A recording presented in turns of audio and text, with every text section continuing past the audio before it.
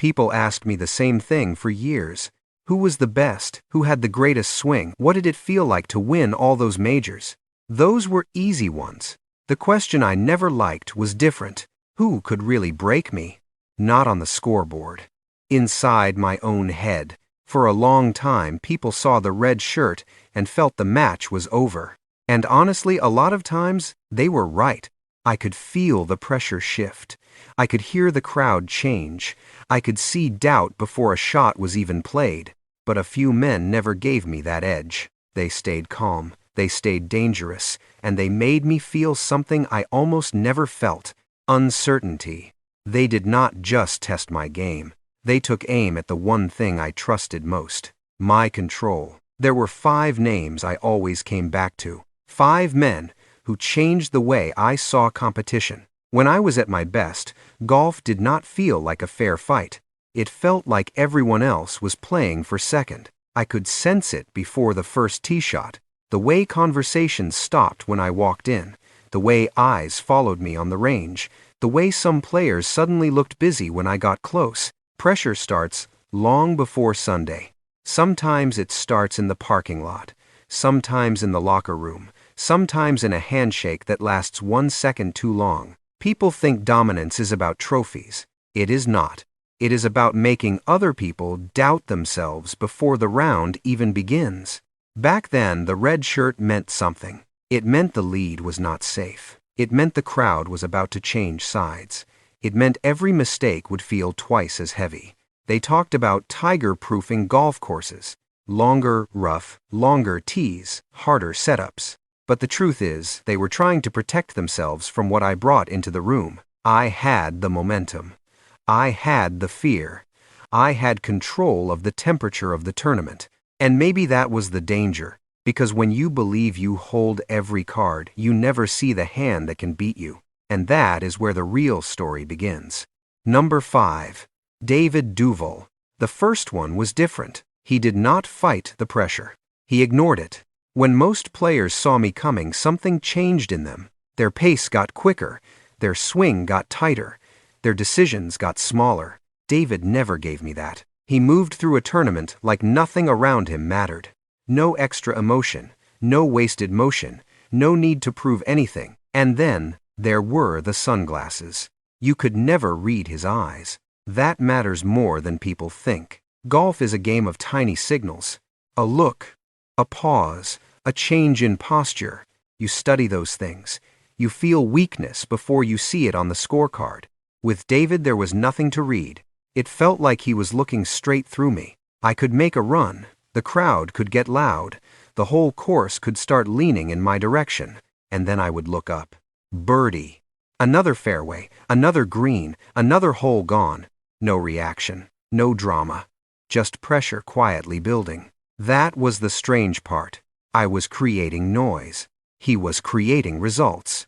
There were stretches in those years when people talked like I was the future of the game. David played like he did not care about any of that. And when someone truly does not care who you are, your reputation becomes useless. I hate admitting that, but it is true. You cannot intimidate a man who never needed your approval. That was David. Solid, quiet, unmoved. A stone in the middle of all that noise. And if that felt uncomfortable, the next challenge was worse. Because the next man never stopped working. Number 4. Vijay Singh. David was hard to read. Vijay was impossible to outlast. When the round ended, most players were done. They ate dinner. They rested. They switched off. Vijay did the opposite. If you stayed near the range late enough, you could hear it. Swing. Strike. Then again. Swing. Strike. One more ball. Then another. The sun would be gone. The course would be quiet. That sound was still there. That was Vijay. He did not bring chaos. He did not need attention. He brought repetition. And repetition creates its own kind of pressure. Because you know exactly what is coming. Fairways. Greens. Solid decisions. No drop in focus. Week after week. There were times I played really well and still felt him right there. Not fading. Not drifting back. Not giving anything away. That wears on you. People talk about talent like it solves everything. It does not. Not when the man beside you treats discipline like oxygen. Not when he is just as committed on Thursday as he is on Sunday. I learned that during those battles for number one, nothing was handed over. Every round felt earned.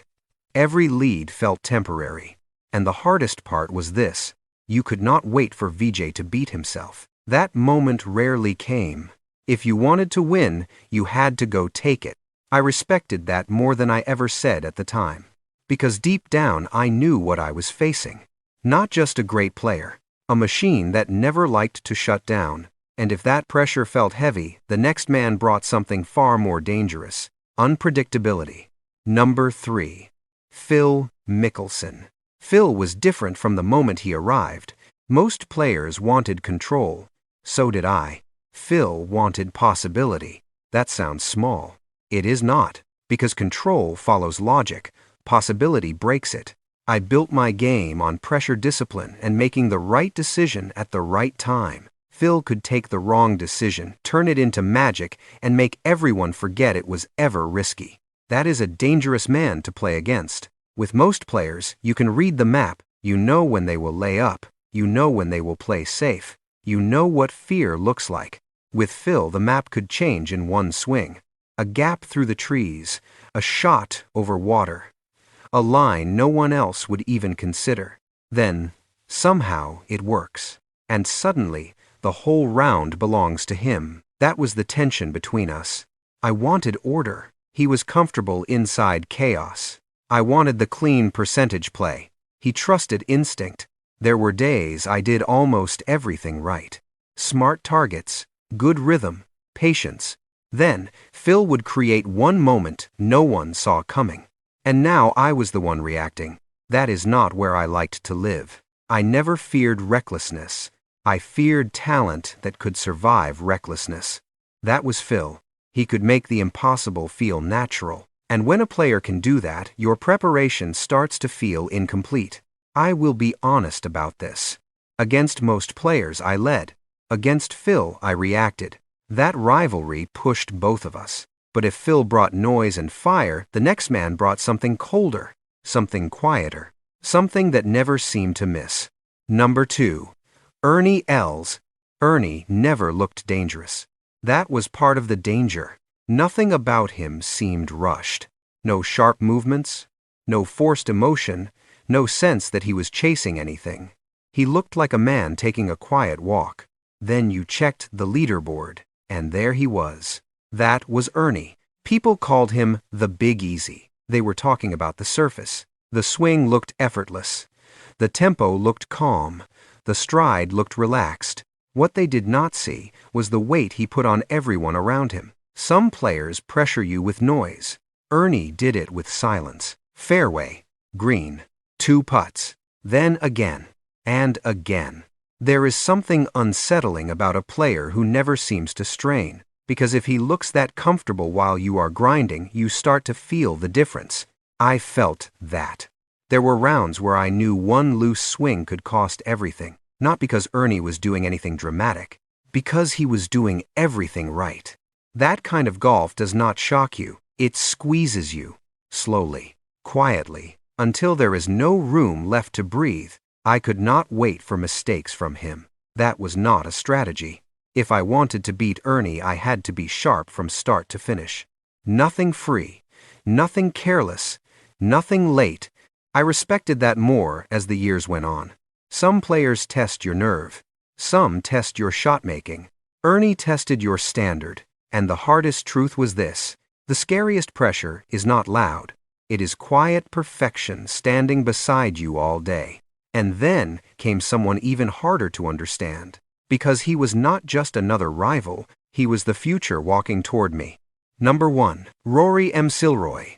Rory was different before he ever won anything big. You could feel it. Not fearlessness. Freedom. That matters more than people realize. A lot of players carried history when they played me. They carried the crowd. They carried the headlines. They carried the idea of who I was. Rory did not carry any of it. He played light, fast swing, free release, aggressive lines, no hesitation. That is dangerous. Because when a player is talented and unburdened, momentum can arrive in waves. And with Rory, it did. Birdie. Then another. A gap appears, then it grows. Before you settle in, the tournament feels different. I had seen power before. I had seen confidence before. What made Rory harder was timing. He arrived when the game itself was changing. Longer hitters, more aggression, less caution. A younger mindset that did not wait for permission. I understood what I was looking at. Not just a great player. A new version of the sport. That creates a different kind of pressure. Against some rivals, you are fighting for a trophy. Against others, you are fighting to protect your place in time. That is what this felt like. I could still compete. I could still win. But I knew the landscape was moving, and once a game begins to move forward, no name can stop it forever. I respected Rory for that. He never asked for the throne. He played well enough to make the throne feel temporary. I will always be honest about this. I was not chasing one man. I was chasing the future of golf. And when you finally understand that you understand everything that came before it, people will look at those 5 names and think this is a list about rivals. It is not. It is a list about lessons I did not ask for. David taught me that presence means nothing to a man who feels none of it. Vijay taught me that talent can be chased down by discipline. Phil taught me that control is not the only path to greatness. Ernie taught me that pressure does not need volume to be heavy. And Rory taught me the hardest lesson of all. The game moves on. That may be true in golf. It is true in life, too. You can build something great. You can own the moment. You can believe it will stay that way. It never does.